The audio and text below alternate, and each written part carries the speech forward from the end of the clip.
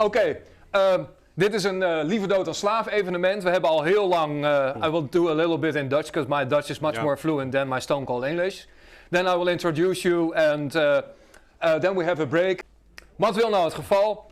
Jacob en ik corresponderen al 8 jaar met elkaar, dus over die hele klimaatlobby en dat globalisme. En langzaam gingen bij mij steeds meer kwartjes vallen. En tot ik ook zag van het is echt een ideologisch en filosofisch programma. Liever dood dan slaaf is toen uiteindelijk ook geboren als antwoord op dat oprukkende globalisme, wat uiteindelijk alles ontwortelt. En dus dat je weer leert herbronnen op je eigen cultuur, je eigen afkomst, je eigen natuur ook. En sindsdien ben ik ook meer Fries gaan praten dan in de 40 jaar daarvoor. Want daarvoor associeerde ik het Fries met van Piet Paulusma en Keerts en Gerrit Hiemstra. Nou ja, daar wil je ook die dood niet bij gevonden worden natuurlijk. In zijn klimaatkasteeltje daar in Balk. Wij corresponderen. Jacob heeft mij ook met zijn grondige onderzoek helemaal mooi op het goede spoor gebracht. Mede daardoor ben ik toen ook Interessante Tijden begonnen om meer te kijken naar het overkoepelende verhaal. Wat in mijn optiek ook juist heel goed op dat christelijke openbaringsverhaal juist weer aansluit. Het hele eindtijddenken, net als New Age, is ook het transitiedenken is heel diep christelijk. Alleen gaat men dan precies natuurlijk de tegenchristelijke kant aan mee op. Jacob laat dat in zijn werk heel mooi zien. En hij noemt zichzelf niet christelijk, maar hij heeft wel die mooie visie, die overkoepelende visie, die heel veel mensen missen, die wel bijvoorbeeld zien van dat gendergedoe, dat is heel raar, of dat klimaatverhaal, daar klopt geen bal van. Maar die niet de dingetjes, de losse eindjes aan elkaar kunnen knopen. So, I want to give you a warm introduction here. En een groot applaus voor Jacob Nordangård, die jullie gaat vertellen over de Rockefellers en hoe die instrumentaal zijn geweest om die agenda op te tuigen. Jacob, it's a pleasure having you here. Rock on. He's also a hard rock singer of Wardenclyffe. He will show some of his music there, and I told him to have the heaviest song of his band in his lecture. So I will actually play the softest and one of the hardest. Okay, we love the contrast. So the floor is yours. Great to have you here in Friesland, and I already told you he's the Viking intellectual, so he's a Swedish intellectual, and he can. You can also buy his book here, where the whole historical legacy of the Rockefellers in implementing the climate agenda, how this has happened. And he's a great researcher because he also was promoted in it on the University of Linköping. Now, do I say it in the right way? University of Linköping. Linköping. Yeah. Aha. Okay. The floor is yours. Yeah. And it feels like you have explained everything about me now. Yeah. And the book. And the book. Yeah. Maybe we just take a beer and. Yeah. This would be my suggestion as well. Yeah. I hope I can bring some more intriguing facts to you. I don't know what Rübke really said, but I can mention some facts about my background. I'm a PhD in technology and social change from Linköping University, as Rübke mentioned. I have a master in geography and a master in culture and media production. I'm a founder of the Faros Foundation that works to highlight threats to democracy, freedom of thought, as well as humanity itself. And I also have a publishing house called Faros Media Productions. And I have written 6 books about the global management system that is currently manifesting itself. And this is 3 of them. Rübke mentioned the Rockefeller book, but I have, this is the new American edition, or it's international now. And the second book is The Global Coup d'etat. And that is about what happened during the pandemic. I wrote this during the pandemic when everything was, that I had warned about in the Rockefeller book came into fruition. And the last book here, The Digital World Brain, It was written, it's my latest book, and it's about the future. It's about the envisioned future that what kind of certain actors like the Rockefellers and the United Nations and other influential people want to achieve. And this presentation, I'm going to mention things from each of these books. But first I want to just mention some interesting things about my past, because I wrote a doctoral thesis called Orda ab Cow. And it was very much about the Netherlands. Yeah. Because I was doing an investigation about the European Union biofuels policy. And that took me to Holland. And some powerful multinationals like Unilever. In this doctoral thesis I made a network analysis about a lot of actors and how they influenced politics. And as I was doing this, it was very obvious that Unilever and the Dutch government wanted to influence European policy. And they were testing a new kind of governance, something what's called transition governance. And that was a way with using environmental organizations and use them, playing them, funding these organizations to do the biddings of the big multinationals. It was kind of a shock to me to see how this worked behind the scenes. And I actually the last time I was in the Netherlands, I presented this at a conference in The Hague. And other things that became obvious, it wasn't just these Dutch networks that were involved. There was also a couple of international networks that were very active in shaping European policy. It was truly global, and the Dutch big players were in cohorts with international foundations in United States. And one of them was the Rockefeller Foundation. So the policies in Europe was influenced from the United States together through the Dutch networks and the British networks. So what I found was that this whole thing that were this transition governance thing, it was about creating a new management system for the environment. And it was kind of a testing ground for this that they wanted to achieve. And ahead of this, I found this Rockefeller network, and especially one called the Trilateral Commission. You know about the Trilateral Commission? Who has heard of it? The Trilateral Commission was founded by David Rockefeller, the banker from Chase Manhattan, and one of the most important in the Rockefeller family. And they wanted to create a new world system, a new management system. And this is a quote from one of the co-founders, together with David Rockefeller, Zbigniew Brzezinski. Anyone heard of him?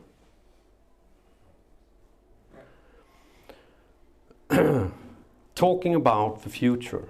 Power will gravitate into those who control information and can correlate it most rapidly. Our existing post-crisis management institutions will probably be supplemented by pre-crisis management institutions, the task of which will be to identify in advance likely social crises and to develop programs to cope with them. This could encourage tendencies during the next several decades towards a technocratic dictatorship, leaving less and less room for political procedures as we now know them. Brzezinski wrote this in 1968, so very early, and he was picked up after this by David Rockefeller. And this network, the trilaterals, were very involved in setting up global environmental policy.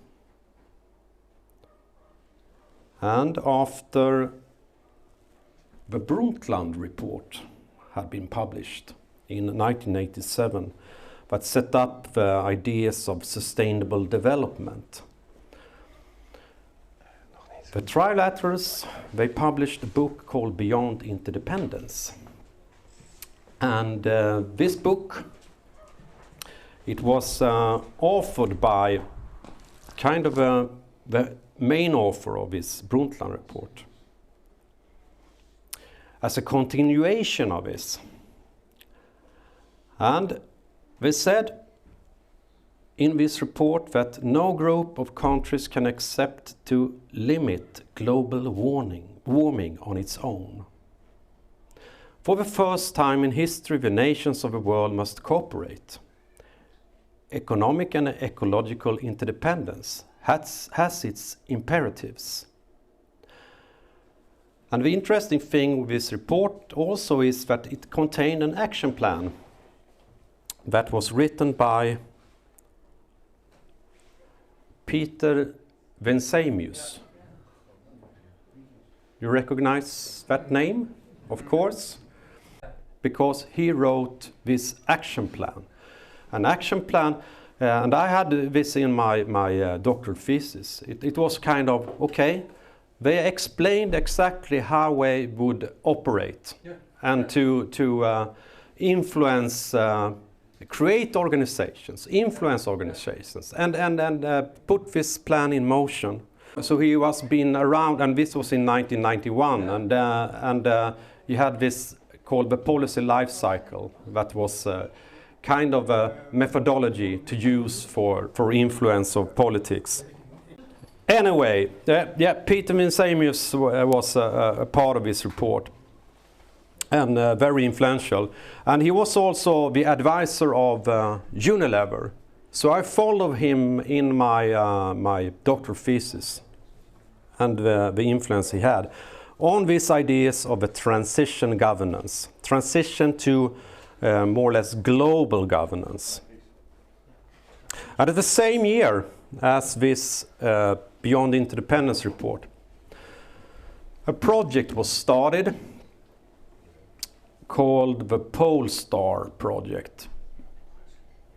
This was started by Paul Raskin.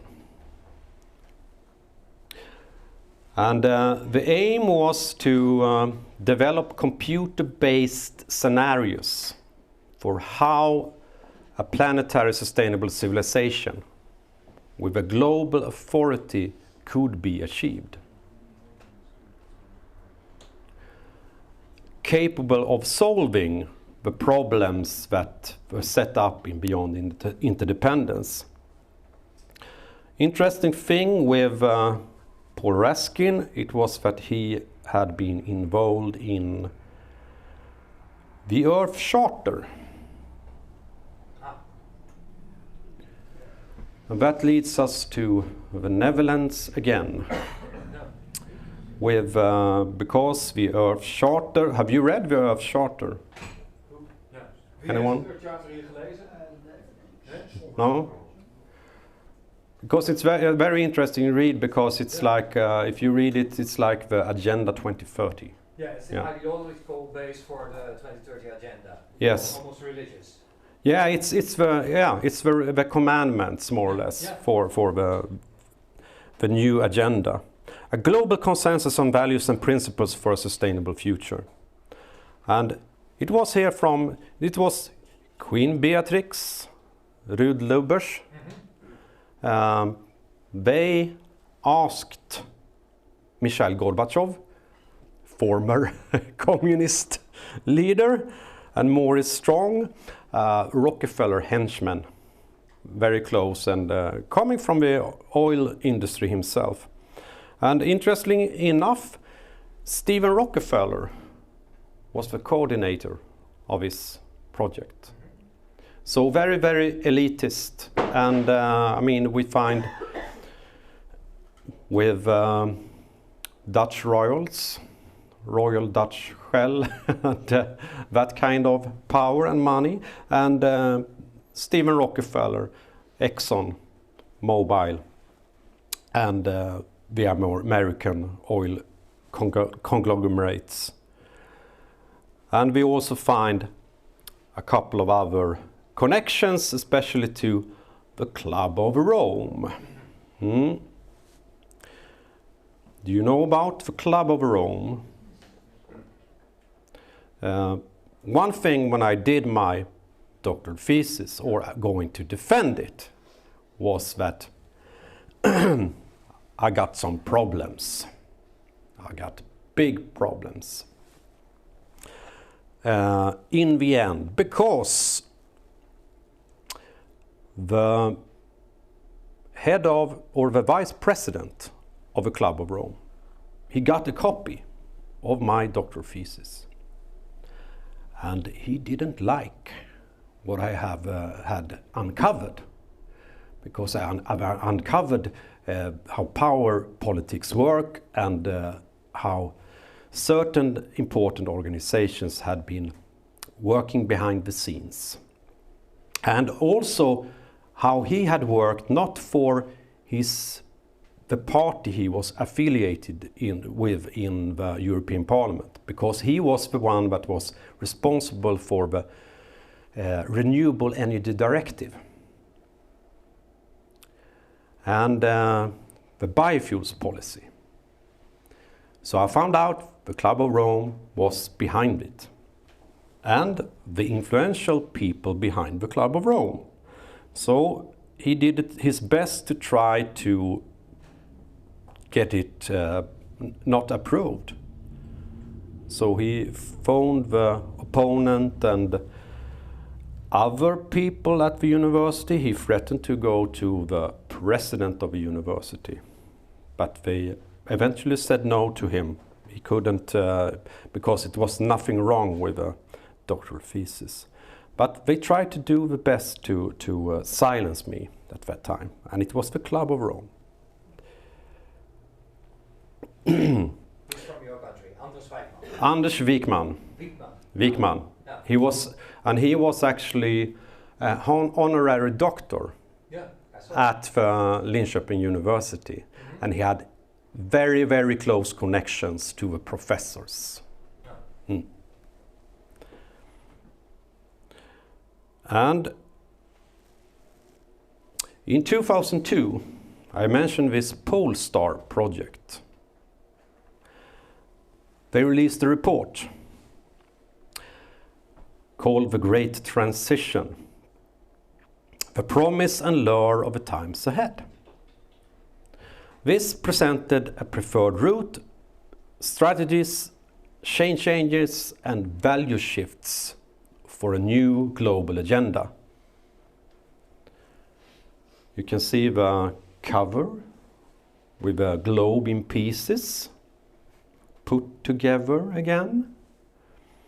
That kind of explains the agenda. Build back better.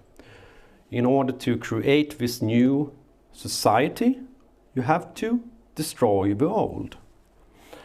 And this report, this project, it was funded by the Rockefeller Foundation. and United Nations Environmental Program.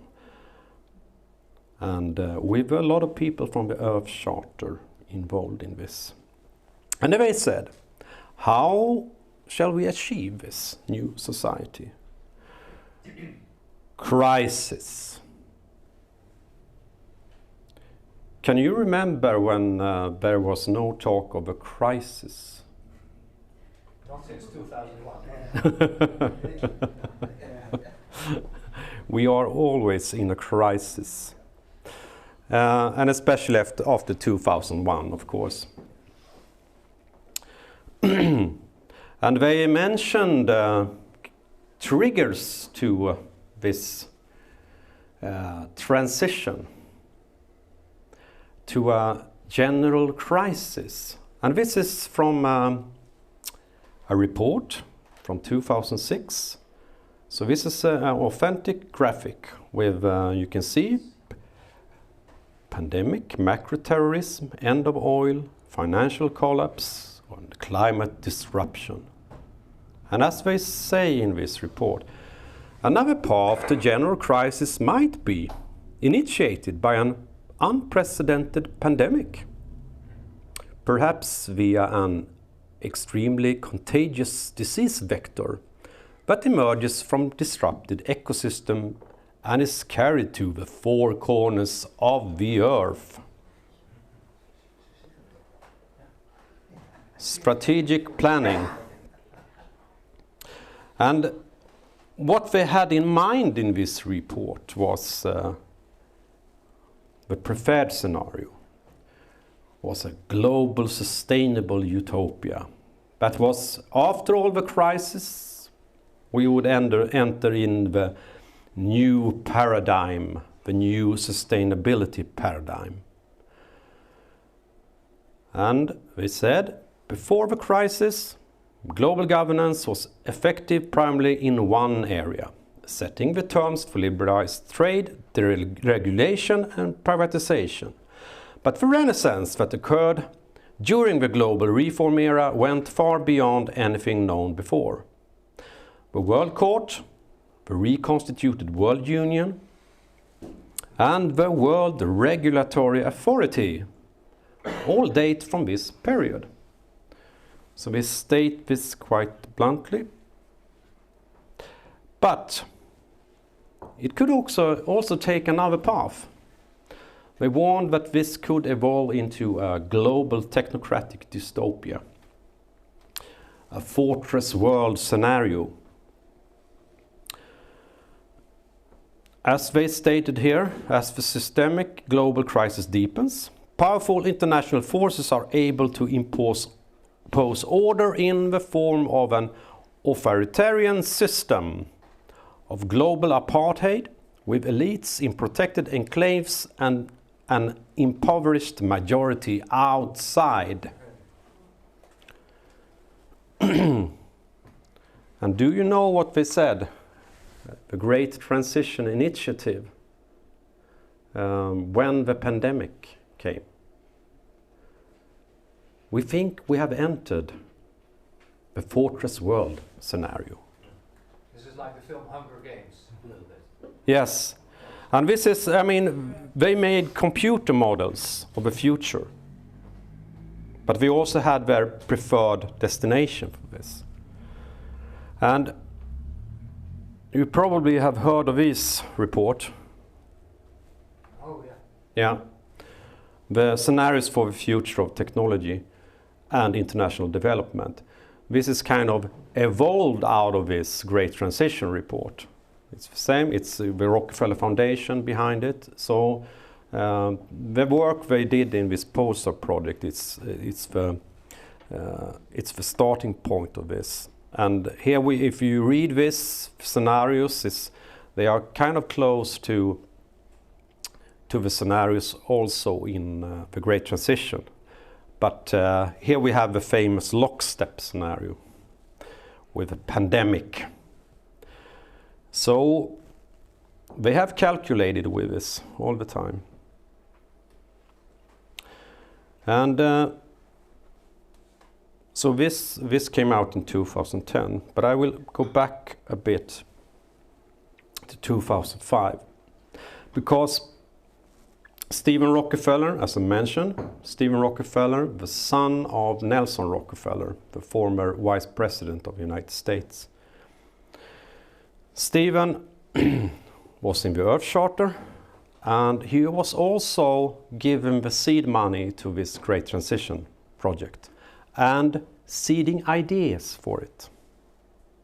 And in 2005, the Rockefeller Brothers Fund, that is the famous Rockefeller brothers, Nelson, David, Lawrence, John, and Winthrop. They decided one thing, and this was kind of surprising for me, upon reading all their annual reports. They had a whole annual review that was all about global warming in 2005, because this was one of the crises that they saw fit. And they said, the warming of the climate is no longer merely or primarily an environmental issue. It is a global issue that touches every conceivable facet of human existence.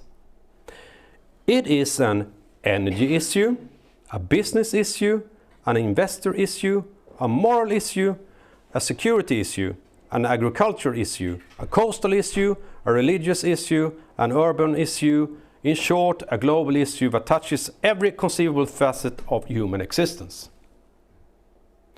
It is a matter of universal concern that cuts across party lines, religious affiliations, class divisions, and demographic distinctions.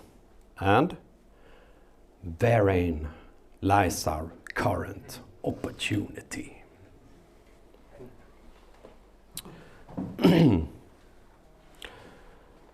The very same year, 2005, the G8 summit in Gleneagles.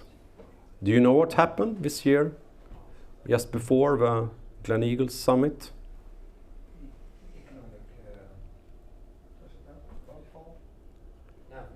It's a famous thing that happened. Think about 9/11. Oh, the London... The London bombings. Yeah? 7/7. So that was exactly, I think it was one day before we started the meeting. But other things happened at this meeting. It was Tony Blair, that just had been involved in the weapons of mass destruction incident and Iraq. He said at this meeting, because now he wanted to be the savior of the earth. So he said, climate change is perhaps the most long-term serious threat to our environment.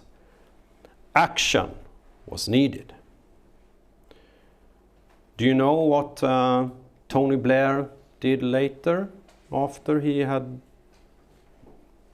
ended his tenure as Prime Minister?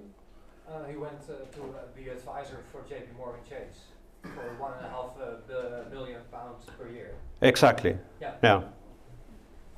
JP Morgan. And JP Morgan Chase, who were running that bank? David Rockefeller. So he actually started that international group. During this meeting, they had a position paper that was circulated to all the participants, and it was called Global Warning. And because they want to have a climate issue on top of the agenda.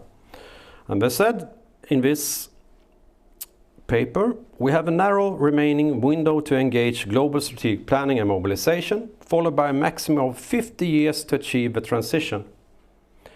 To scale down resource usage, to terminate inequitable capital accumulation, and to stabilize and begin the long-term reduction of global population.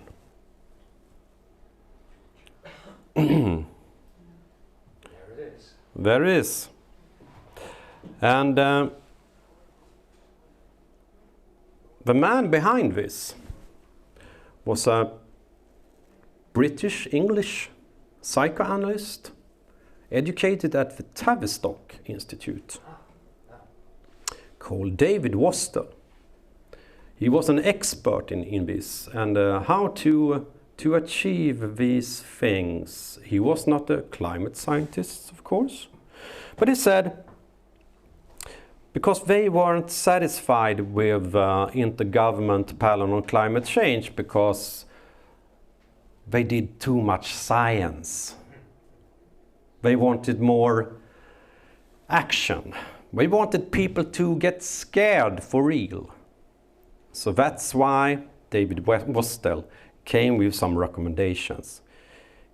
He said, declare a planetary emergency, brand excess CO2 as an ecological toxin, present strategy to take the world to zero CO2, and develop institutions for handling the transition. And he was talking to the Club of Rome. They were the ones that were supposed to bring this about, the scientists that were involved with Club of Rome. And also the Potsdam Institute. Anybody heard of the Potsdam Institute? It's very, very influential in climate science. What was the name, by the way, of this advisor of Angela Merkel? The big Hans-Joachim Schellenhuber. Yeah. Yeah, Schellenhuber. The thing is, David Wastel, he was involved in a project together with Hans-Joachim Schellenhuber called Beyond the Tipping Point. So in order to give more power, to scare people more efficiently, they developed the tipping point concept. That is small influences in the climate system that can bring huge cascading effects that kind of kills off a large part of humanity, like 80 to 95% of all life on Earth. So this psychoanalyst came together with Hans-Joachim Schellenhuber to develop this, and another scientist, a Swedish scientist.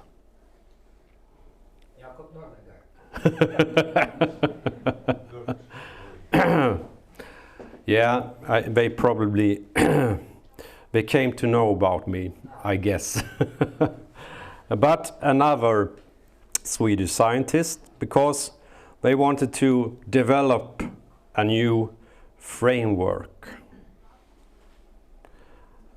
This scientist was called Johan Rockström. Heard of him? He's a rock star in ecology. He's very, very big and influential. Yeah. The Dutch guy, what is his name, by the way? Martin Scheffer. They do a lot of publications together. Yeah. This tipping point resilience kind of. Yes. Yeah, resilience. They started an institute at the Stockholm University to work with this agenda. It's more or less Wastel's agenda. So they set up this to... the thing is, I was at the Stockholm University, worked for a couple of years. They didn't really like this new institute because they said, this is not about science, this is about politics, this is a think tank. So, but a lot of pressure on the university from the government and so on, they eventually accepted this new institute. And Johan Rockström, he became a big star in this because they developed the planetary boundaries framework. So the planetary boundaries, you can see this graphic here with wheel and all the parts that we are stepping over. We are stepping over the planetary borders, and so we need management, global management. And this came out an article in 2009. In 2009, there was also a meeting in Amsterdam where this was presented.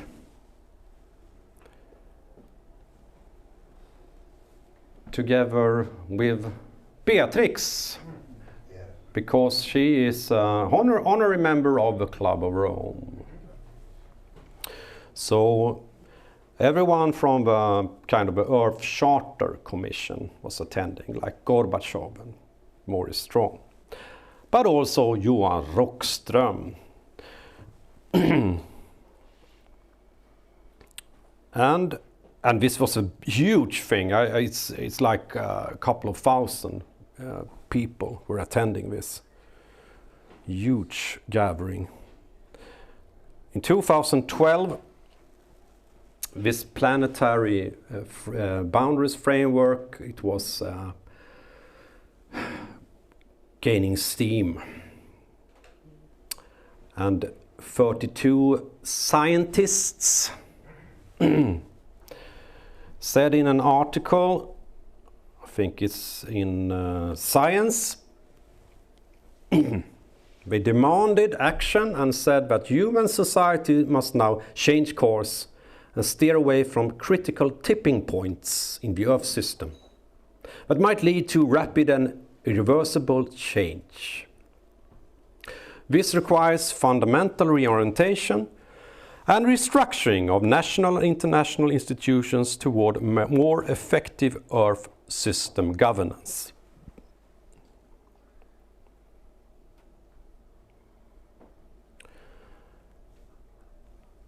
And the following years, a foundation was created in Stockholm.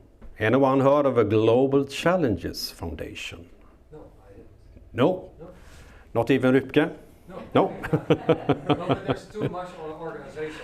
Yes, but this is a kind of, I've chosen some of the more important ones, because this is important for the future. And if we go back to the plan that Peter Vensemius presented, it was like create these new organizations, these new foundations that will lead the transformation. And this is one of them. It's like just one day this Laszlo Sombatfalvi, heard of him? No, I guess not. He's a Swedish, he was a Swedish billionaire. But with the Hungarian... Yeah, he's from Hungary. He fled from Hungary in 1956. He became very rich in speculation. Yeah, on the stock exchange. And when he gets stinking rich, he one day said, "I want to give his money to something good for humanity." So he wrote a book about the need for global government and how they would work with creating new institutions for the future. They recruited Johan Rockström on the board, so we can see where it's leading. The mission was to facilitate the changes needed in global governance to mitigate global catastrophic risks. And they released a report, and they release this every year, about threats against human civilization that is makes us in need of global government. They also started a prize to reshape the world, the Global Challenges Prize, a new shape. So they said, someone that can bring us the best solution on global governance will get $5 million.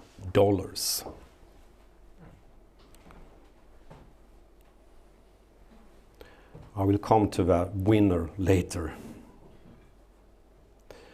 In 2015, this something called the Commission on Global Security came out with a report talking about exactly this kind of crisis that the Global Challenges Foundation had just released a report about. This was led by Madeleine Albright. I usually ask, what do you know about Madeleine Albright? Yes? I shook her hand. What? I shook her hand. You did? Yeah. You have shook... As a fanboy? Why? I'm an artist. I was showing with a gallery in Aspen, and there's the Aspen Institute. You have been to Aspen? Aspen in Colorado. Oh yeah, I know a lot. I've written a lot about Aspen. She showed up on my opening. Okay. She was a friend of the gallery owner, but she was also minister under Reagan, the gallery owner. Mm-hmm. Go ahead. Yeah, but she said something. Do you remember that about the Iraq war? It was worth it. The children. So she was the right woman for this. And together with Ibrahim Gambari, he was from Nigeria, I think ex-president. And this was, now we are come to other organizations and also a connection again to the Netherlands. The Hague Institute for Global Justice. I guess nobody reported about this here. No? Is it at the Peace Palace together with the Carnegie Foundation, or is it where can I find it? What's the address of it? You mean the web link or something? Yeah, the institute.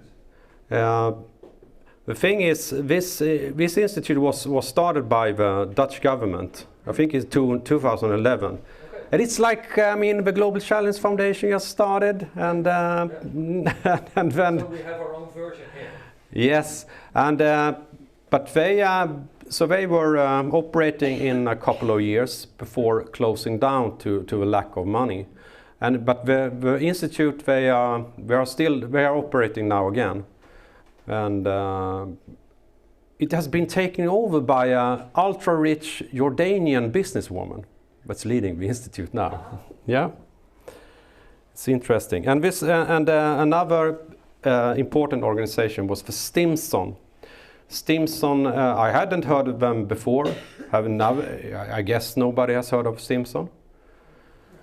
No, it's a think tank in Washington, and they are very, very important in the new agenda, our common agenda, the United Nations agenda that I will come to later. We have always small institutes that nobody have heard of, but they have huge influence. Anyway, this report came out exactly, I think, 2 months before this happened. Agenda 2030 was decided. And one thing they said during in this report, the Commission on Global Security, was we would like to have a meeting in 2020 and discuss new global governance to handling this kind of goals like Agenda 2030. So 2020, and late the same year the Paris Agreement was signed, and that also was going to start to be implemented in what year? 2016. 2020. 22 April. 2020 was the implementation, we said. So. But they signed on Earth Day. Yeah, they signed it. Yeah. But the implementation of the deal was going to start in 2020.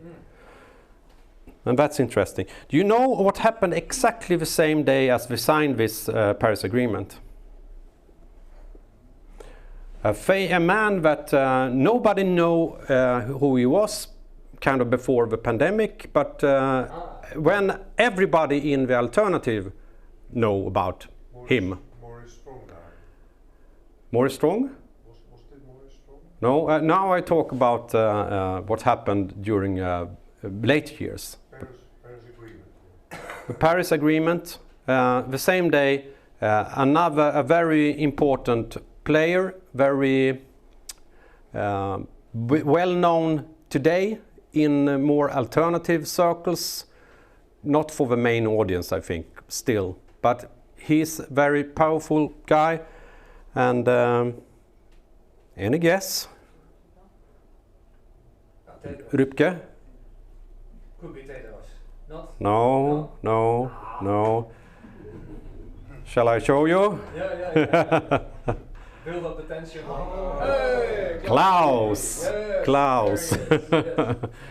Yeah. But he is actually a copycat of Alvin Toffler with his Future Shock. Yeah. I mean, he's just a poster guy. Yeah. I mean, he don't write these books himself. But he has this evil German accent, so it fits very well. Anyway, he published an article in the Foreign Affairs the same day as they signed the agreement, and they proclaimed the Fourth Industrial Revolution. With the plan, the big plan. I remember reading this. I actually bought this book in the first book in 2016, and this second one in 2018, and it just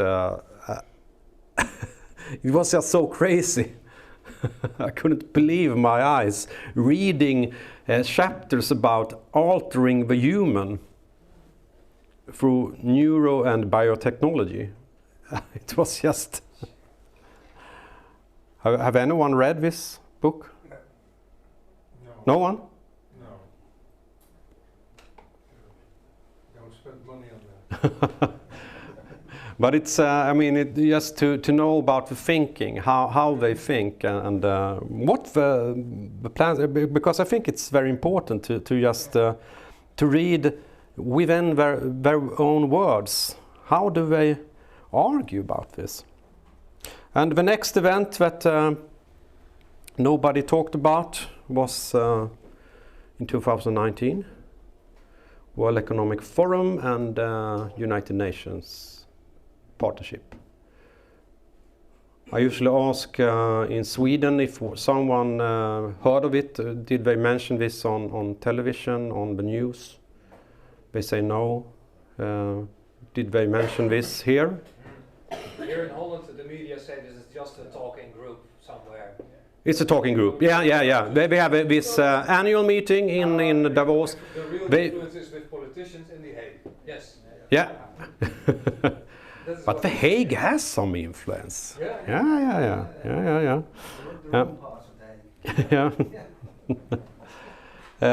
Well, anyway, this is one of the most. This deal, it's like giving away everything to the big corporations. The same year, it's going very fast. Everything, the G20. Group of 20. I don't think it's just like a World Economic Forum. People just talk. It's just a meeting every year, and the G20 is just a meeting everywhere. Yeah, no, it's not a meeting every year. It's a lot of meetings. It's like 150 meetings every year about everything. It's they are in effect kind of a proto world government already, dealing with everything. And influencing every big government on the planet. And they decided at the G20 summit, or it was in Japan, and they presented a plan to fuse the environmental agenda with Agenda 2030 with the Fourth Industrial Revolution. So this is a plan for how to achieve this with technology. And as you know, something kick-started this process. Just like reading from the script, from the Great Transition. Here we have it. The thing that would kick-start this general crisis. I know it was far worse here in the Netherlands and Friesland compared to Sweden. Yeah, you were older. Kind of. A lot of stupid things happened in Sweden as well. I must say, nothing was normal. But kind of better off. Anyway, 3rd June 2020, I think you know about this, the Great Reset. With Schwab, Antonio Guterres, and he was kind of new as Secretary General for the United Nations at that time. And also Prince Charles, talking about the need of, and it was a kind of a very political thing to do,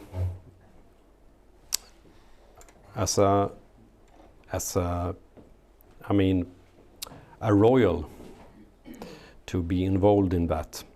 But when it comes to environment, they have been very, it's like the Dutch royals as well. And a lot of people know about the Great Reset. It has been repeated over and over, and in the mainstream media it's kind of a conspiracy theory. Yeah.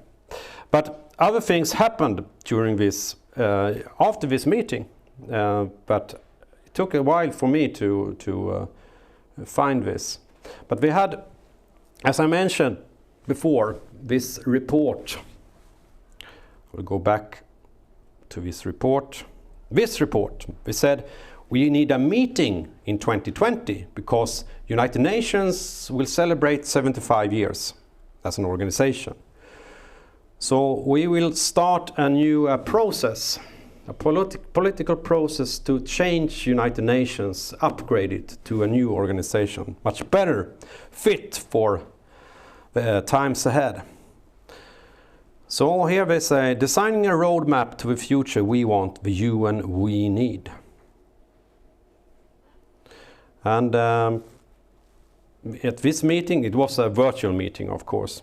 And Madeleine Albright was there, Ibrahim Gabari, also Gro Harlem Brundtland, the Brundtland report, and Ban Ki-moon, the former Secretary General, and also Mary Robinson. She was a former President of Ireland. And you can see the organizations involved in this, Stimson and the Global Challenges Foundation. Because the winner of this Global Challenge Foundation's prize, the New Shape Prize, they were a part of something that they started at this meeting, the Climate Governance Commission. And this commission was convened by Maya Groff, a lawyer from The Hague. And two other winners, Artur Dahl, chairman of the International Environment Forum, and Augusto Lopez Claros, a former economic advisor for the World Economic Forum. So they won this prize and they became a part of this commission that were about to transform global governance. The interesting thing with these people is that they were all into the Baha'i faith. Do you know about Baha'i faith? No. Anyone? No. They want to combine every religion into one, because that's the 9 star, all fused together, and they believe in a new global society, a world government. It's a central belief to have a world government to give us peace. So it was very interesting to see that these people, when I have listened to them, they don't seem like these kind of religious figures, but they believe in world government.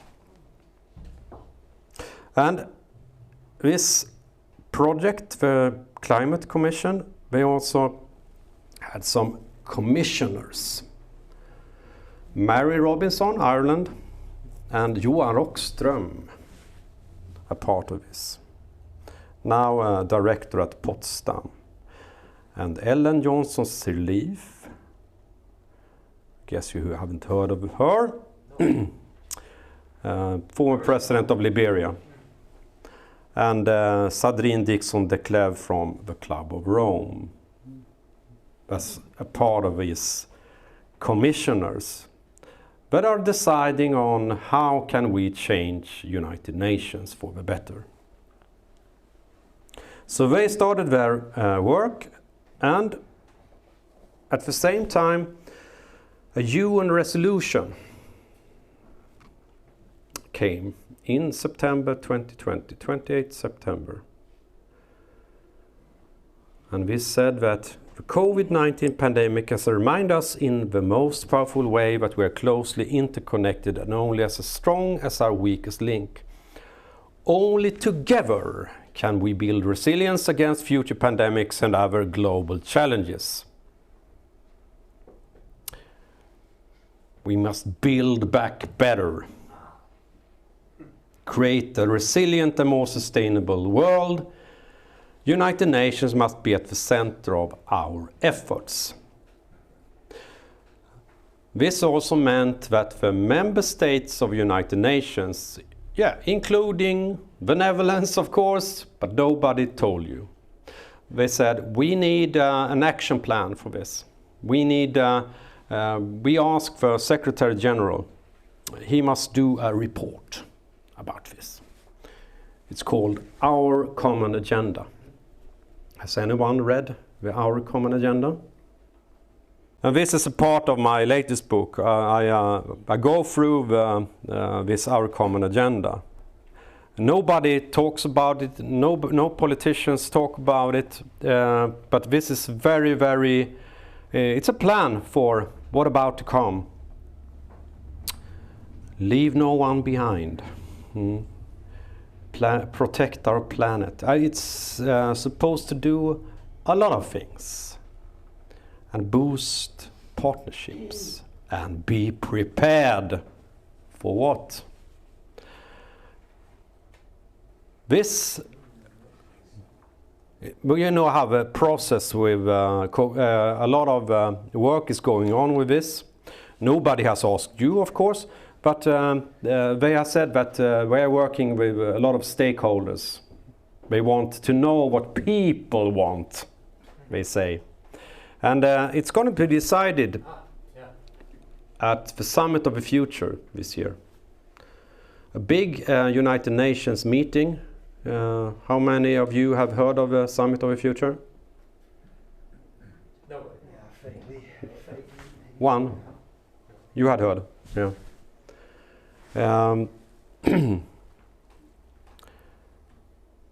Well, it's a big meeting. You haven't heard it.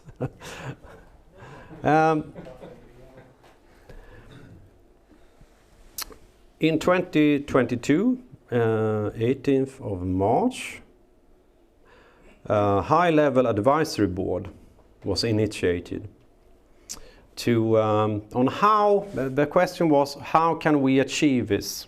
How can we? They asked them, how can we achieve our common agenda and this Agenda 2030? So we find also the Stimson Global Challenge Foundation, and in this panel, when I show this in Sweden, people just, what? because our former Prime Minister Stefan Löfven was co-chair of this. I think actually it was mentioned one time in Swedish media about he had got a new job at the United Nations, but nothing more, nothing about what this was supposed to where it was heading to, what he was actually doing there. And he was co-sharing this with Ellen Sirleaf, former president of Liberia. And we also find these very influential people. Tharman Shanmugaratnam, he is on the board of directors of the World Economic Forum. Anne-Marie Slaughter, Counselor on Foreign Relations and Trilateral Commission. Donald Kaberuka, the Rockefeller Foundation. It's the same kind of people. Ellen Sirleaf, she was also heading a panel before. I assume that you have followed this with WHO and this new Health Act. She was a part of a co-chair of the first a panel that talked about pandemic preparedness. That was the start of this process in WHO. And Tharman Shanmugaratnam, he was sharing another about economics. How can we fund this if we have a new pandemic? So that was the people they chose for this. And they want to achieve something, a pact for the future. The aim is to strengthen international cooperation so it delivers fully and fairly on existing agreements while enabling us to respond effectively to new threats and opportunities for present and future generations.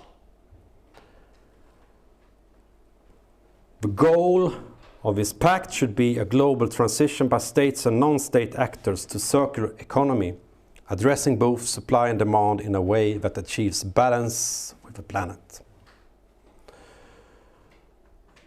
This is another word for technocracy, a new management system with the goal to take us to zero.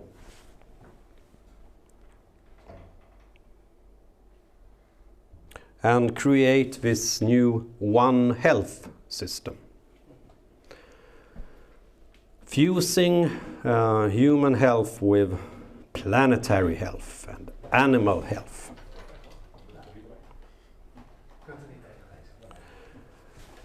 And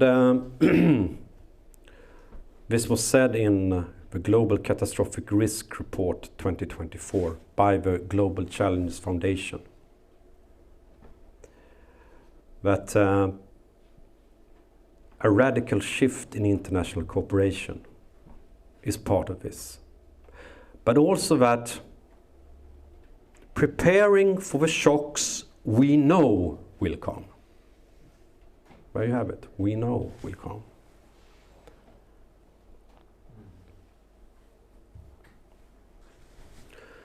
They have released 11 policy briefs about how this agenda will look like. Have anyone read the policy briefs? Nope. That's kind of my job. I read a lot of boring documents, but nobody else likes to read. And then I try to fuse it together. Yeah, you save us a lot of work. Yeah. Yeah. Nobody can argue against me and what I'm going to say.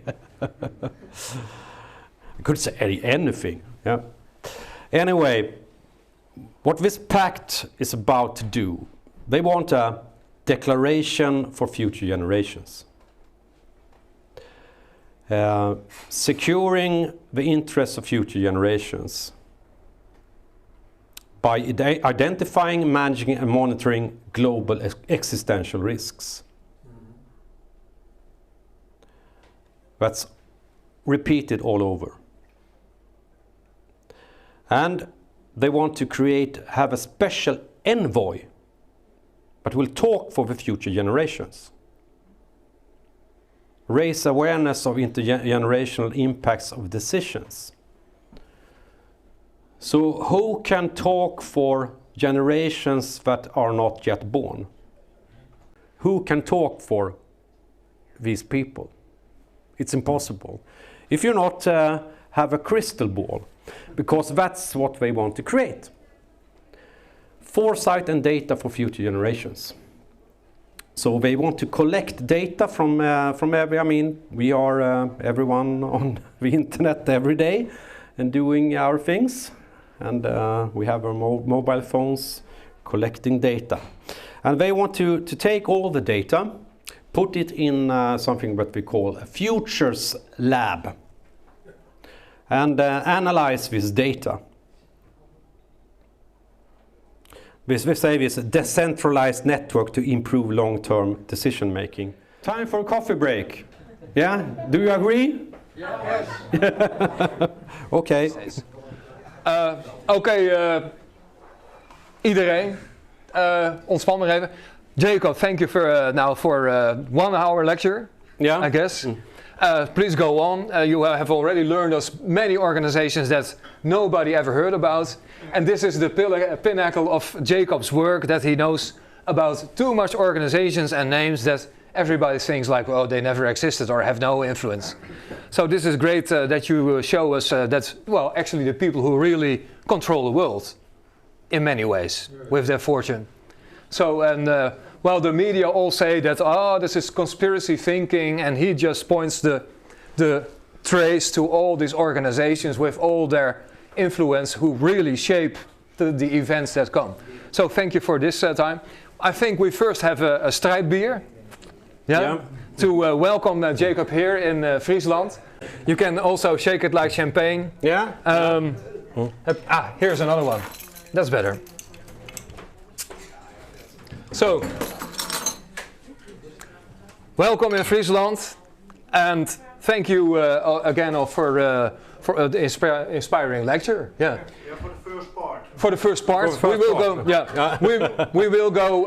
If you want to know the rest of the pact. Yeah. Yeah, we go further after the break, and then I do a small interview, and then we have an interaction with the audience, and you can ask questions. Yeah. Okay, but the second part will be much shorter. So. Okay. Yeah. Cheers, mate. So, yeah. So. Okay. Do you want to know the rest? What they have planned for us? No. Yes. New names and organizations. Have a warm welcome again for Jacob Nordangård, for all the organizations you've never heard of. Yes. And an agenda you haven't heard of. Yeah. Our common agenda about this. I was here. The policy briefs, the declaration for future generations, special envoy for future generations, foresight and data for future generations, a futures lab network, because they want our data. And this means something they call a global digital compact. And that means that everyone on Earth shall be connected to the internet. Total hubris, I would say, but... And this, they say that they want this because they shall develop and govern digital technologies in ways that enable sustainable development. Empower people and anticipate risks, harms, and address them effectively. And for this, they want to use AI. This is a recent report from United Nations, Governing AI for Humanity. Governing AI for you, it is. And they say here that AI can address climate change by using advanced climate modeling tied to information about urban mobility and behavior patterns to create new early warning systems. That is all data that you leave all the time. Another goal is space. Space tracking and surveillance. They want to use satellites to measure and control carbon dioxide. In the words of Al Gore, our goal is to actively track and verify all significant human-caused GHG emissions worldwide with unprecedented levels of detail and speed. Al Gore has started an initiative called Climate Trace with this goal in mind, and he cooperates with Google, for example.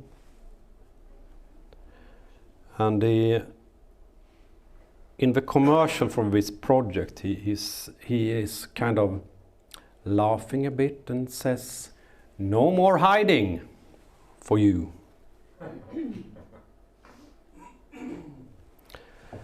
And another thing with data is that it can be analyzed to manage misinformation and disinformation. This is a big part of this, one of the polybriefs, information integrity on digital platforms.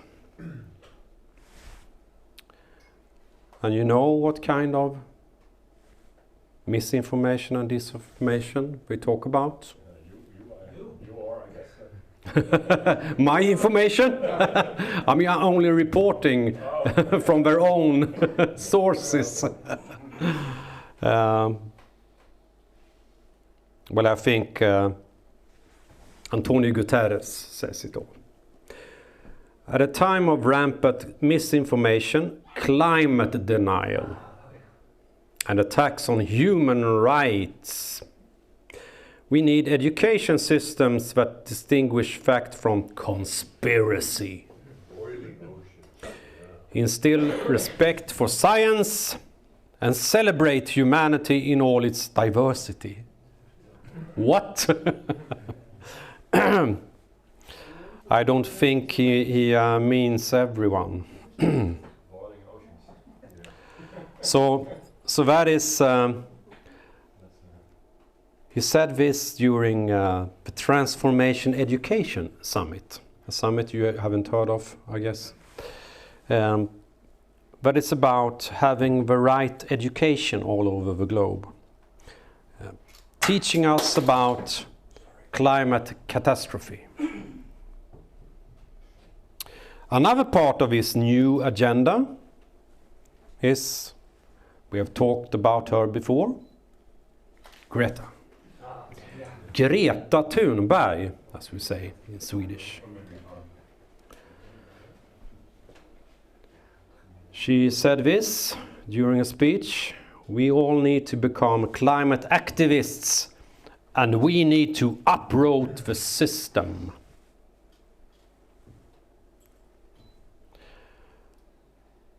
So that is a big part of it. So they want to use youth activism to change the public opinion. I don't know if they will succeed with this. I don't think they are in reality anymore. So another big part of this new agenda is behavioral design. This is taken from, we had a kind of, the thing is you can watch this on the internet. They have channels on United Nations. This is from the UN Innovation Network. But we discuss how can we change people. And this session that I've chosen here is about emotions as drivers of climate action. Affective strategies increase threat perceptions, activate loss aversion, and elicit specific emotions: fear, hope, anger. I mean, they're saying this openly. Well, very few people listen in to these channels, of course. I think it's like when I was watching this, kind of 50 people had watched this YouTube clip before.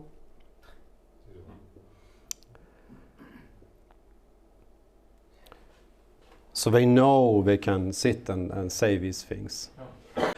And the thing is, with all this work with influencing us to do the right things, they can do a ranking on what countries are good and what countries are bad.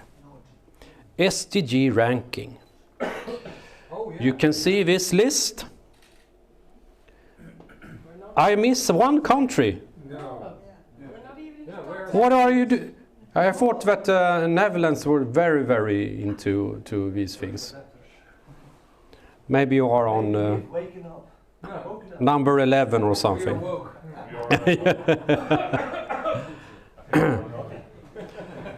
But Finland and Sweden and Denmark in top. Yeah. Can you explain that? What? Why Sweden is number 2? And not number 1, you mean? Exactly, right? Yeah, I don't understand what happened, because I mean Finland, they always complain on Sweden, but we are too progressive, they say. Oh, is that right? Yeah, but they want to be like Sweden all the time. Because So- maybe the Finns, they talk less. Yeah, we talk less and they just do it. With some Koskenkorva. There are 3 crosses on top. Cross, you know? Yeah, 3 cross. Yeah, it is. Christian countries. Yeah, good Protestants. Mm. Yeah, Exactly. obeying, trusting. Mm. But you are Protestants as well. Yeah. Oh. I'm kind of disappointed that you are not on the list. How comes? I was joking. No, but how comes we are not on the list? Well, maybe you are on number 11 or something. Yeah. You're not on the top 10, but I guess you are very high. Poland is in front of us. That's Even Poland. Yes, How do you explain that? Poland. Yeah. Poland. Good catch. Still high. Better. Yeah, than us. cheating. Okay. I don't know. It's all about corruption. Yeah. The scores are very close. Okay. Next one. Netherlands is number 20. Number 20. Next slide, please. Yeah. Yeah. Next slide. Okay. How will they do to make Netherlands to get higher on the list? We have a big mouth, but we do not do anything about it, as long as we can make money. Yeah. An apex body for the world economy. That's one thing, because they want this to influence economics and financials to be more in line with the SDGs. So they want an apex body. psychopaths on the top. Yes? But 160 countries or more are participating in the SDG. So when you're on 20th place, you're also still in the top. Yeah, you are. Exactly.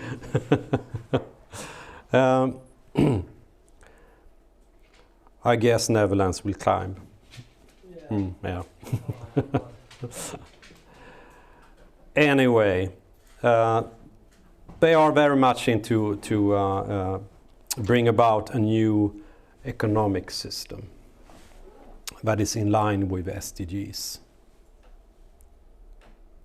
All this can help to shape the new society. Because when you look on it, it's all about this futuristic agenda. Everything that has to do with the fourth industrial revolution is about futurism. And I know it's very hard to see everything on this diagram, but we talk in the end about humanity 2.0. Upgrading us. Or one can say a small minority, because this society isn't for everyone.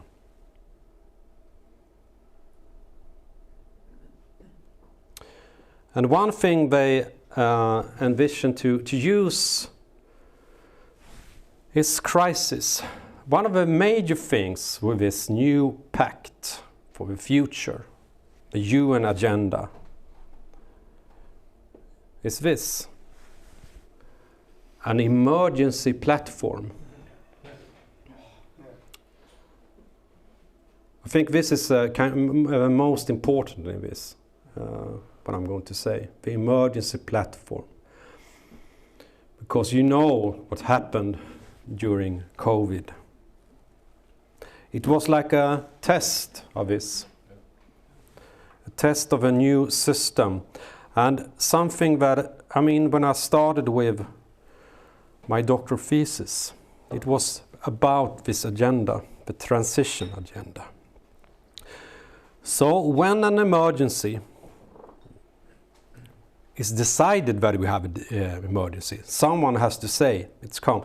And it can be through analyzing all data.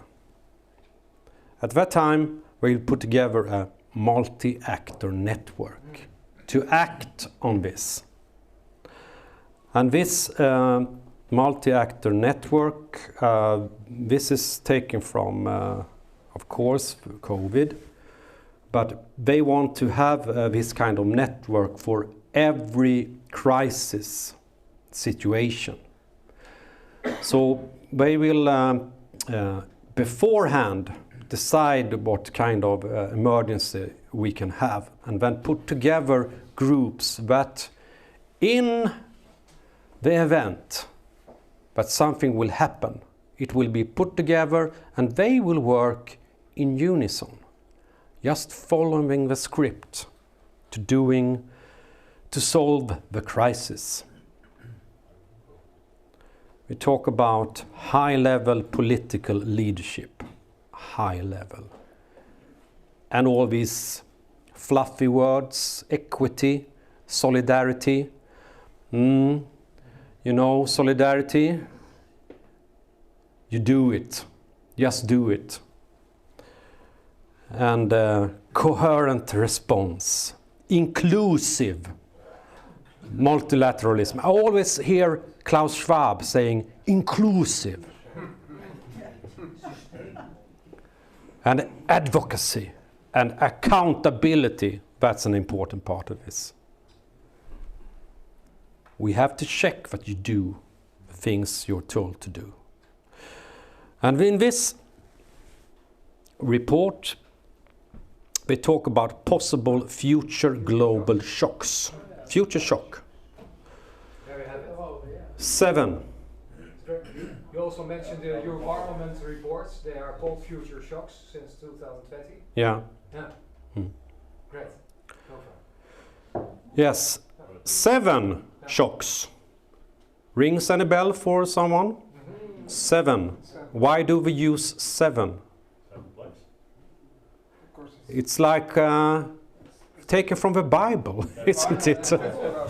Yeah. Why do we choose 7?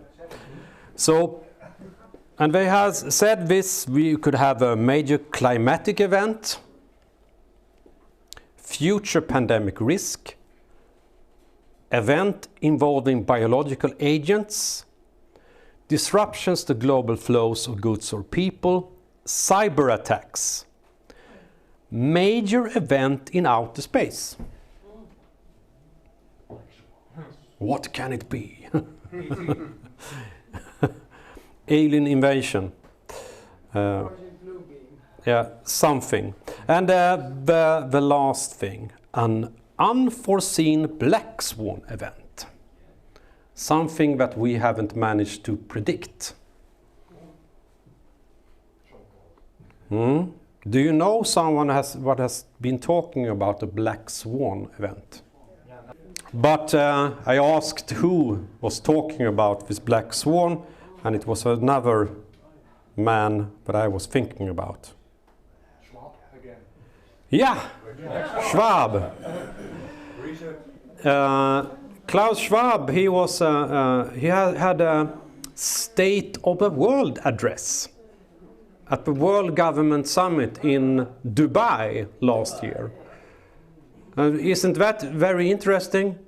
Talking about having a State of the World address.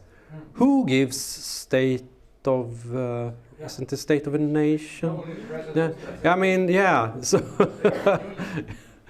but Klaus Schwab, he is the one that's giving the State of the World address at the World Government Summit.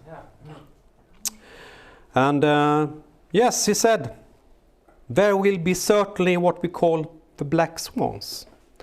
The unpleasant surprises which will come in our way. Which will come in our way. Maybe they're white also.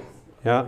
They are black swans for the public, but for them it's... For them, I mean, they know. Yes. They know what the black swan is.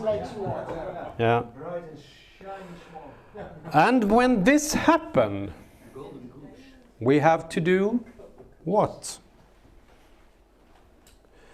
We have to put ourselves on what might be called a warlike footing. Long live the king. Prince Charles at COP26.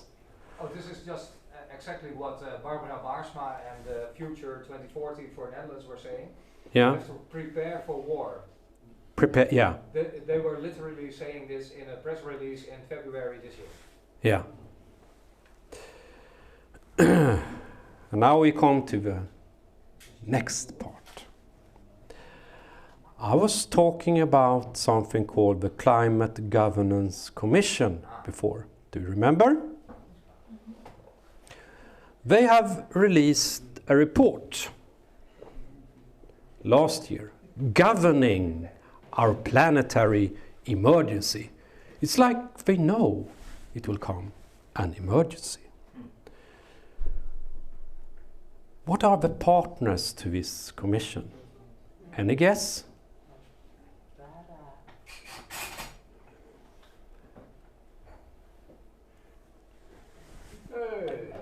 Hey, Rockefeller Foundation.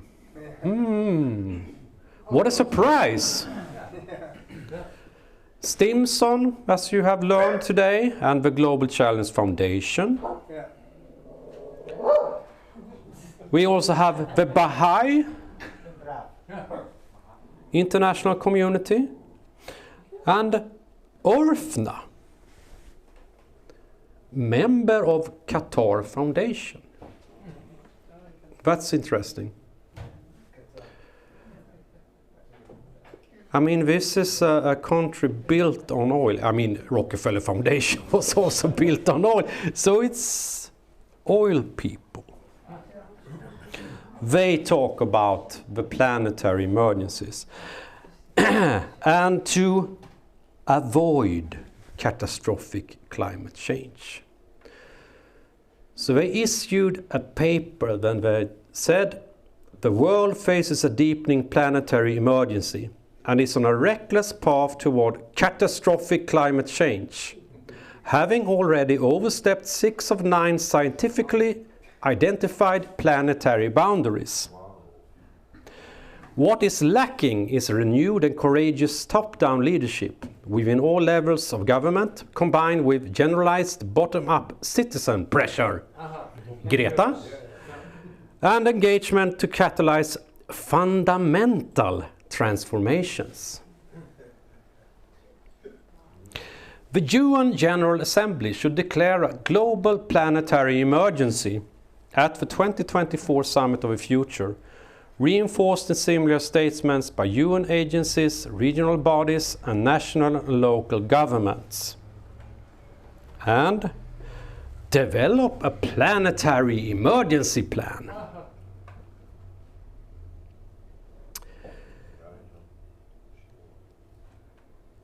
And as it is, this planetary emergency plan has already been developed by the Club of Rome and the Potsdam Institute. It's handy to have it already. And they also want to reform the UN Charter. The principal organs of the UN as set out in its charter could benefit from improved integrated governance of the Earth system.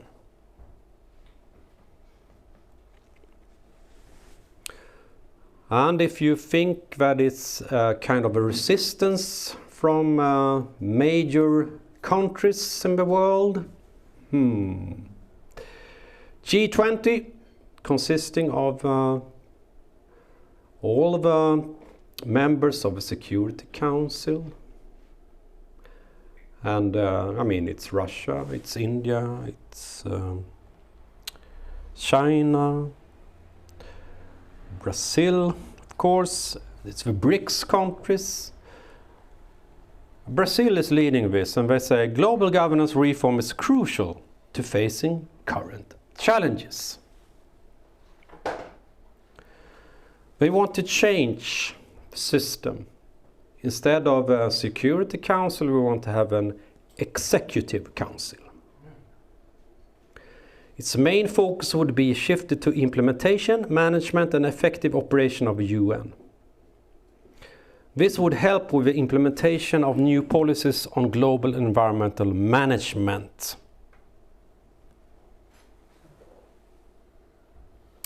For this, they want servant leadership. At this critical juncture in human history, it is important that key powerful actors take adequate responsibility and act in service of the shared interests of all humanity, life on Earth and future generations.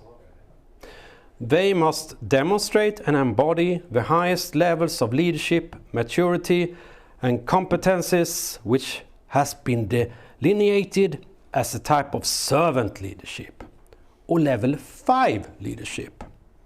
Level 5, the highest level of leadership, has been described as building enduring greatness through a paradoxical combination of personal humility and professional will. This is the levels. Yeah. Where are you on this? Somewhere down the bottom. Are you highly capable or contributing? Competent? Do you know any leader that you think are in the top region? We are all negative numbers. You're negative. You're not in this pyramid. We are below. Yeah. Below the pyramid. Yeah. Yeah. Do you have any suggestions on level 5? No. Executive?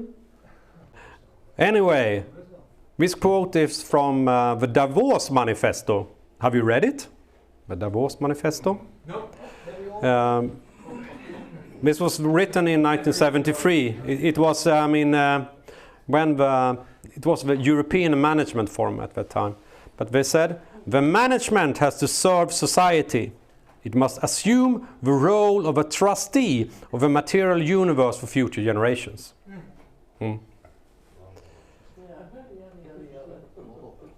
Yada, yada, yada. Yes. Here's a quote by John D. Rockefeller. Good leadership consists of showing average people how to do the work of superior people. Yeah. And the interesting thing with this is come back to this great transition report. This is a quote from this report, and this is the worst scenario, the fortress world scenario. The forces of global order take action.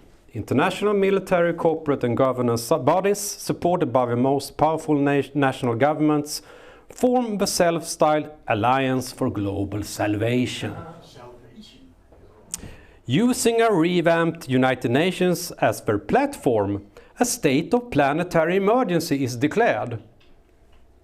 A campaign of overwhelming force, rough justice and draconian police measures sweeps through hotspots of conflict and discontent. And one interesting observation is that this is the only of the scenarios that they talk about a planetary emergency.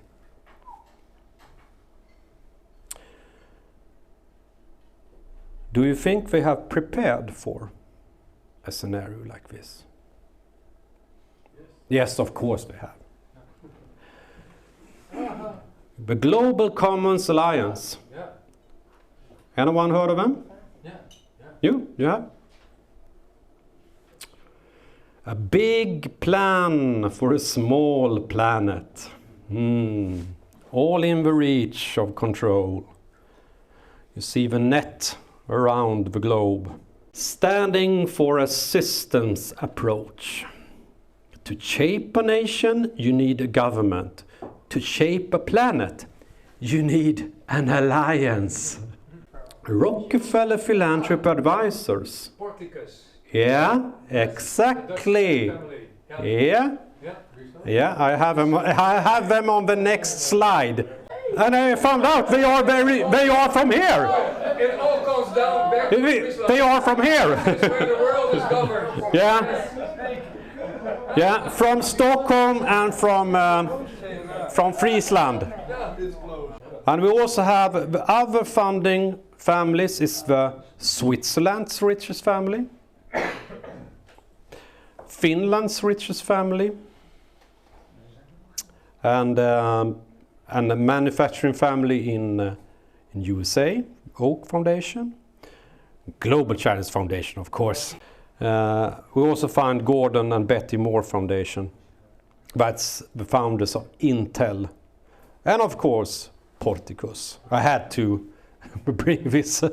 I didn't know anything about, I just read that it was a very, very rich family from here. Yeah, and these billionaires want to help us, of course. Our vision is a safe and just future for people and planet. Our mission is to mobilize citizens, companies, cities and countries to accelerate systems change and become better guardians of the global commons. And this is how we want to do it. An Earth Commission that sets the science. A science-based target network that sets the targets. An Earth headquarters that communicates the science. A systems change lab that monitors and accelerates the changes deemed necessary. And the accountability accelerator that holds companies, cities and countries accountable. Okay, who is the head of the Earth Commission? Any guess? Not Klaus. Not Klaus. No, not Klaus. He's not a scientist. Oh, no. No. Johan Rockström. Yeah. Aha. Johan Rockström. Johan Rockström heads the Earth Commission.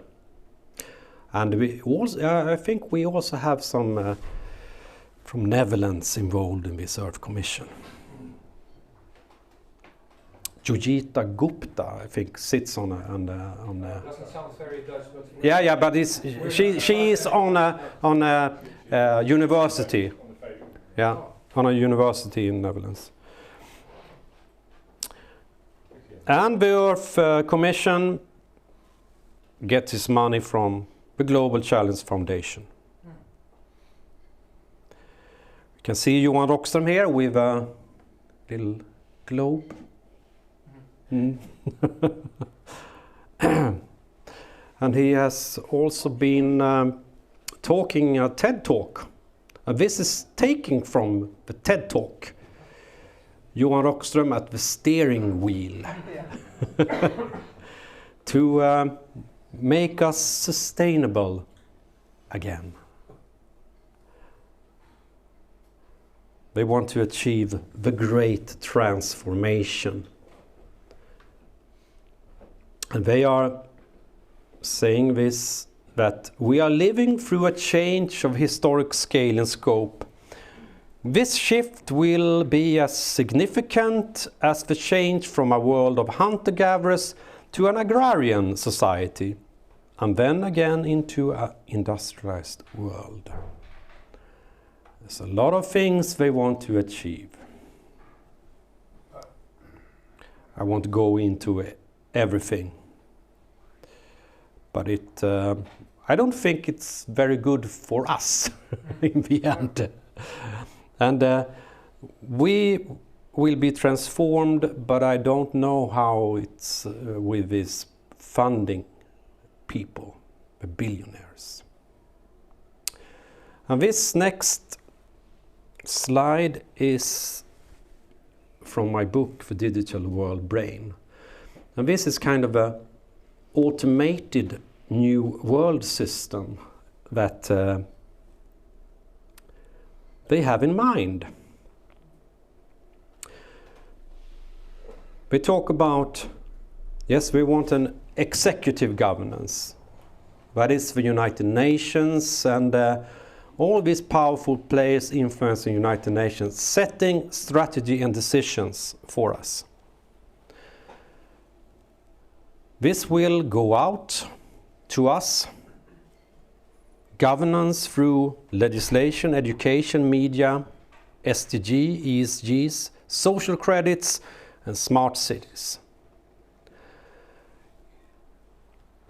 Then we will check how well we are doing this through all the data gathered. And then it will go back for feedback and analysis. This is the anticipatory governance, not participatory, but anticipatory. They will know what we, the people, want and how you react. And then the level below, multi-actor governance. If something bad is happening, if we are doing bad things for the planet and an emergency evolves, they will have an emergency platform ready for us. The perfect system. This is a Swedish transhumanist philosopher, Nick Boström. Yeah.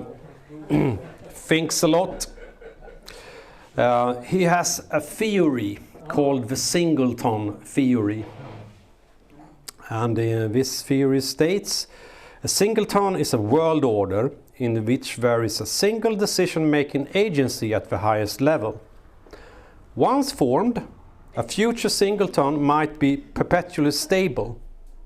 This could happen if surveillance, mind control and other security technologies develop in such a way as to enable a singleton to effectively prevent the emergence of internal challenges. And the question is, who will be the envoy for the future generations? Do we have any candidates? No. Rutte. But people, I mean humans, are they good at this? Maybe we should have Sophia instead. This is Sophia at AI for Good conference in Geneva last summer. I believe that humanoid robots have the potential to lead with a greater level of efficiency and effectiveness than human leaders. Now I'm coming to the very end. Yeah? I just wonder if all countries are involved with this. You know?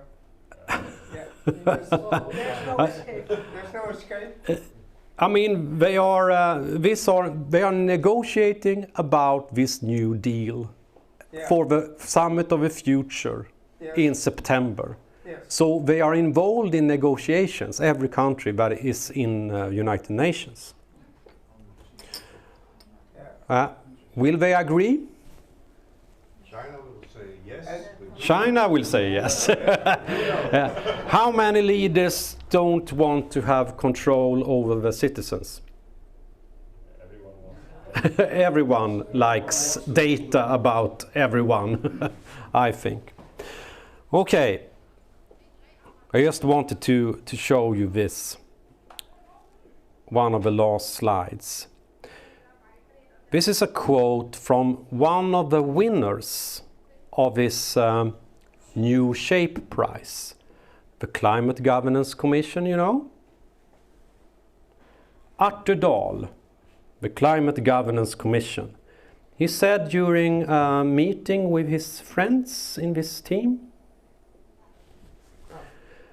maybe the best solution to climate change would be a nuclear winter for a few years to cool down the planet very quickly.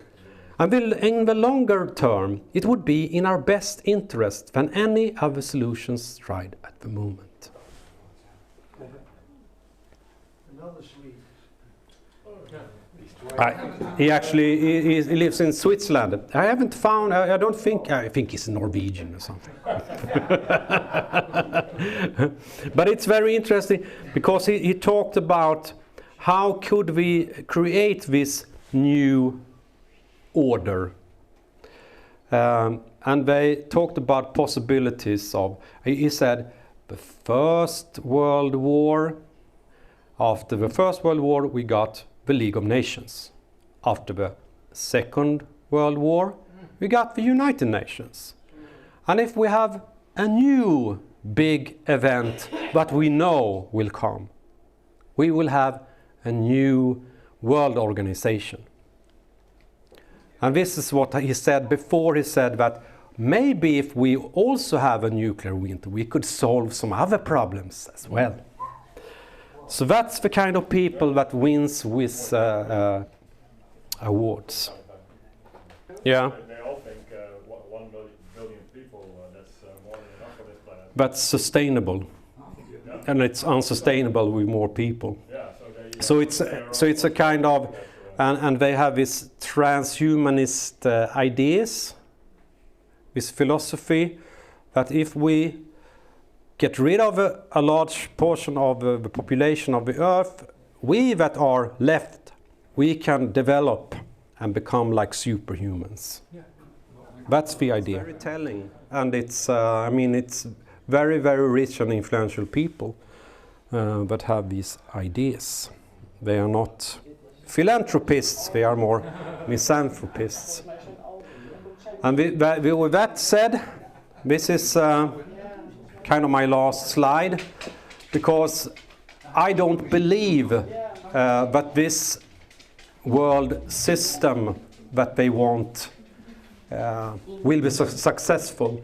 I think it's doomed to fail. It's hopeless, and I think we as humans have capacities, natural capacities. It's like natural law.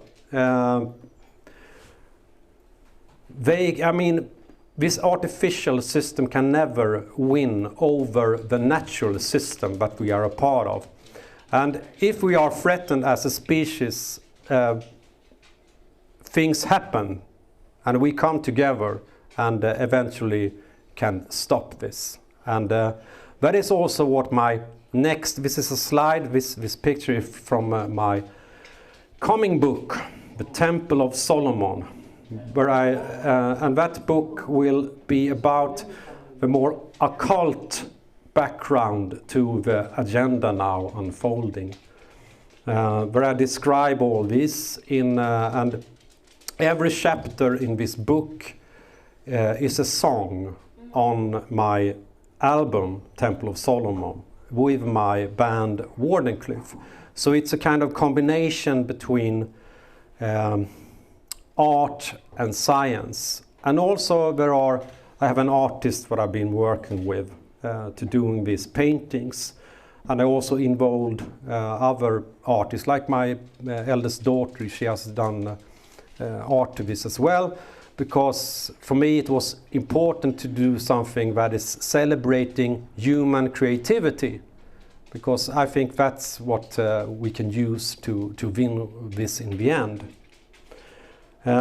So I'm working on this project now, and will release a book later this year.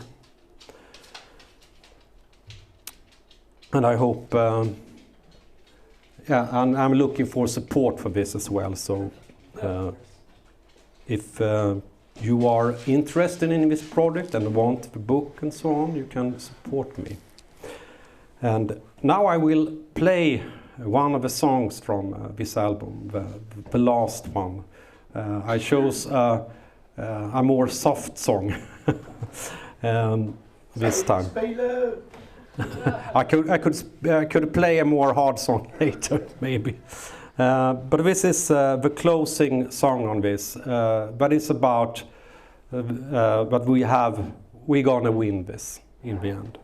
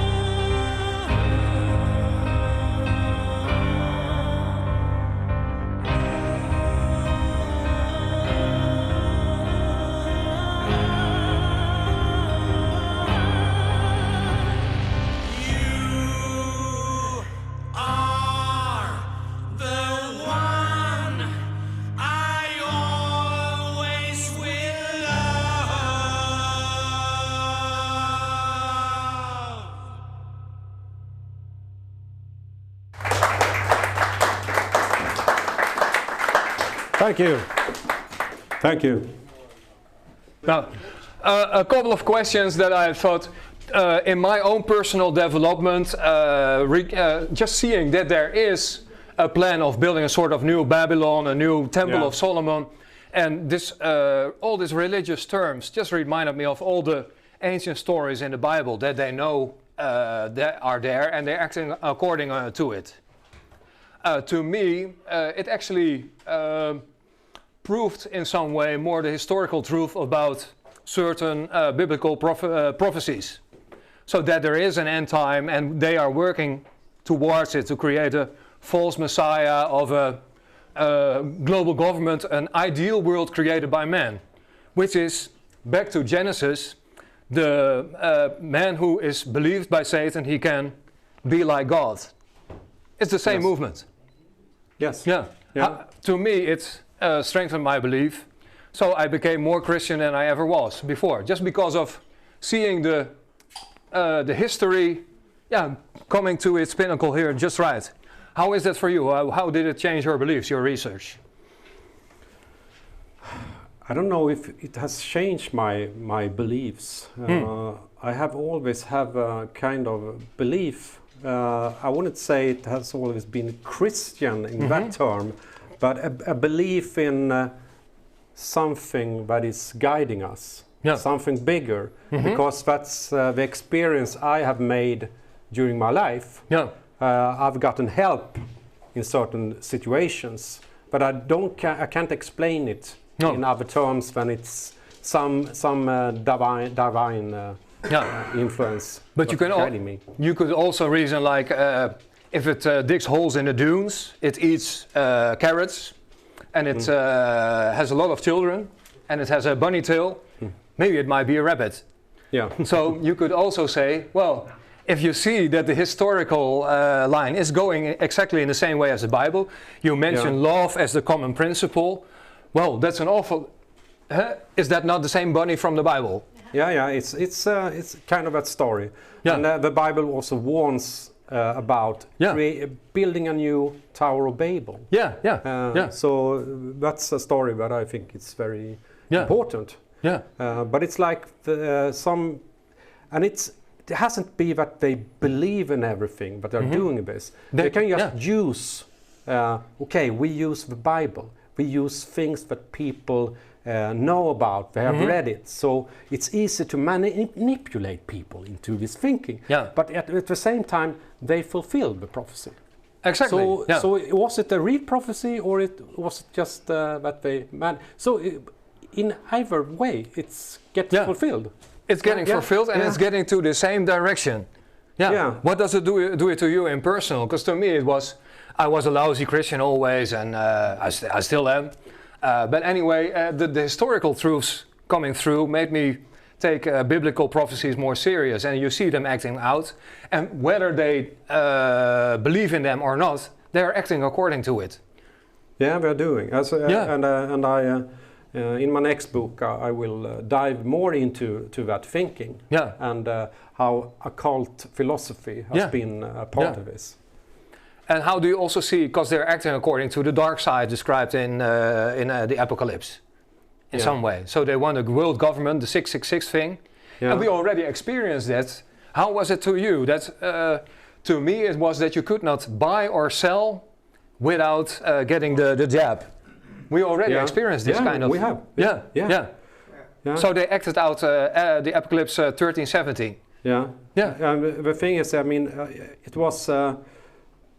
I wasn't very much into Bible studies as young, but I was very interested in the Revelations. I read it a lot, and it's very metal. I mean, I don't know how many metal bands that have. Of course, they all refer to Manowar and stuff.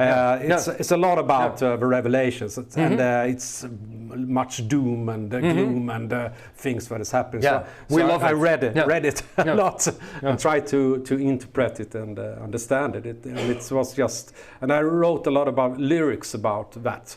And just witnessing what is happening after that, it's just, what? It's amazing. To me it was like, whoa, they're acting it out in front of our eyes.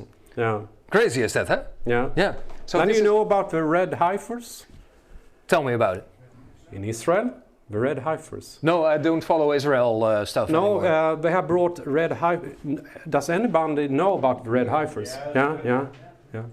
So the red heifers, it's in the scriptures for the use. They have for the sacrifice for before rebuilding the third temple.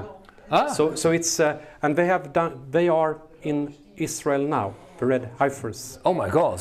So it's actually very close to this agenda. And Yeah. And you know about, I mean, you read the global coup d'etat about Donald Trump. Yeah. The rebuilding of a temple and And how. then they made these coins. Yeah, exactly. Yeah. So it's a lot of these things happening Yeah. all the time, and peace deals and so on. And Yeah. So they're acting the Bible out in some way. they are playing that script. Yeah, you could say. Crazy, isn't it? Yeah. And the other thing that I also asked you in the email, what are you doing to counter this globalist, almost satanic agenda? What we do here is bringing people together here who are like-minded, who have the right mentality. I made my book Rather Dead Than Slave, the Frisian warrior cry for to select people who have still the right mentality, who are from the old normal. We could say, who regards himself here as from the old normal? Everyone, every head up. See, this is the people we want to bring together again, who still have this normal Western rationalist of thinking and the heart at the right place. And by this events and brewing our own beer, of course, strides to be prepared for war. That is good. That is always good. Yeah. But starting local things, local markets, paying with cash. We try to counteract it in our own way. And what are you doing in Sweden in this aspect? Yeah, there are things happening in Sweden, of course, with this. A lot of initiatives. The thing I am doing, what I'm contributing with, is bringing together the facts and bringing knowledge to people. Yeah. And if they have that knowledge, they can act. They can create these kind of initiatives. Because I can't do everything myself. What I'm good at, it's just compiling information and presenting it for lots of more people. And also for avoiding useless discussions. Because if you cannot connect the dots, you start talking about climate, then about gender, blah, blah, blah. But you do not see the overcoming plan. Yeah. Which has a dark side, of course. So we look forward to your occult description. I've been into that as well, because then we come at the loosest trust, theosophy, all this kind of stuff. It will be a part of it. And the New Age. I always warn people that there's many in the so-called New Awakened group who sympathize with New Age, but you show in your work that New Age is actually from the same source. Yes, exactly like the environmental movement. Exactly. Yeah. And this is an important detail to notice. It was my father-in-law who died already 20 years ago, but he was 50 years before we were working on this. He already wrote about this, but then from a Christian perspective, that's New Age, but also the technocratic world order, the coming of computer society. He wrote about this already in the 70s. Then they were already seeing it. So we are building on a tradition of researchers that had already seen from this perspective of apocalyptic visions, people acting out biblical prophecies, that we would go in this direction. And by then, in the 1970s, you could not even play computer games like in the 1980s we had Sopwith. We had 3 blocks. This was the airplane, and it could shoot 1 block to the other 3 blocks, and then it would go down and... Was it called Pong in the 70s? Oh, yeah. This was the only one. But people already realized that if you see the overarching plan, then you know where they're going. And I really want to thank you that you are contributing to just that. That we do not focus on the details, but if you see the overarching plan, which goes on for centuries already, at least decades, and know that they are planning forward and they act according to a philosophy, then the rest you can fill in the details. So I really want to thank you that you came here to Friesland and have your debut here. And maybe we can play again in a band sometime. I play bass. And we can make some really doom metal based on your books. I wish I could come back and play with the band. Concert. Would be great.